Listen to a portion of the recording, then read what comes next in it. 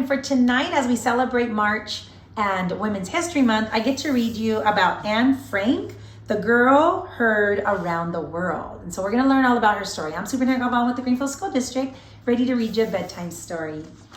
Hola comunidad de Greenfield, soy Superintendente Galvan, aquí con ustedes leyendo más historias. Y esta noche voy a leer sobre Anne Frank para celebrar este mes de la mujer. So muchas gracias por estar aquí.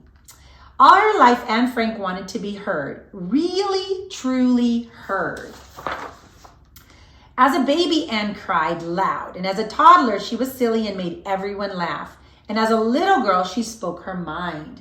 But sometimes no one listened. Some things were hard to talk about, and sometimes it seemed like no one understood.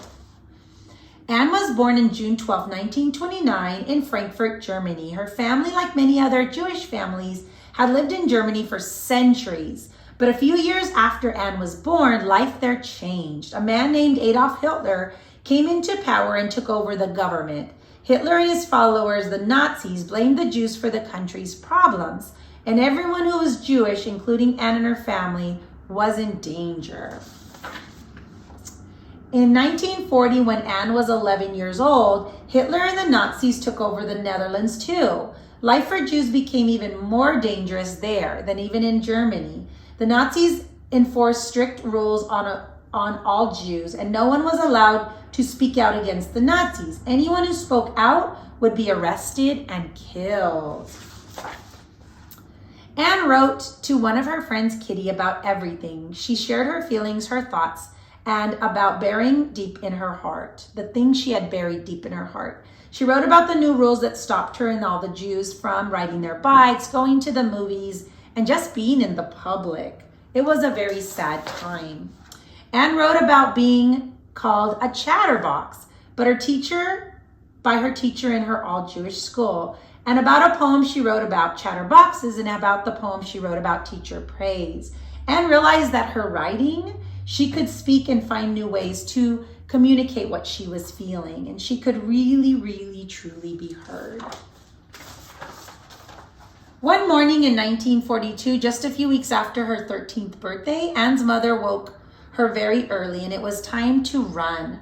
It had become too dangerous for the Jewish people in Amsterdam, and Anne and her family were going to go into hiding. She packed everything, including her diary.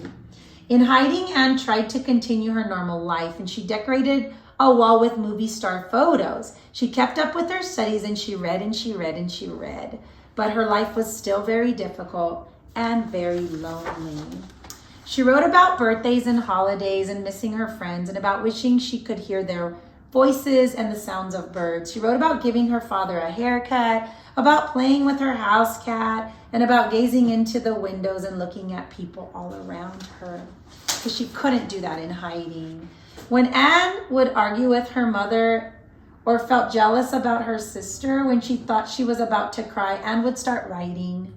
And when Anne got angry because someone wanted to read her diary, she would scolded her for saying the wrong thing, Anne wrote about what she could not say.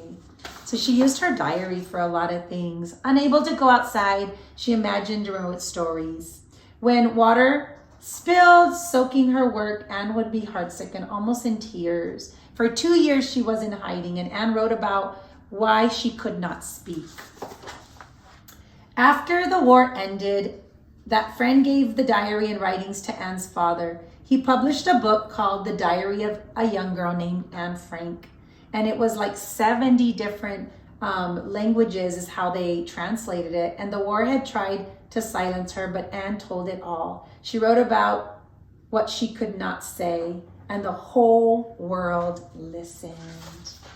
And that's the story of Anne Frank. Wow. It was a powerful collection of all of her stories.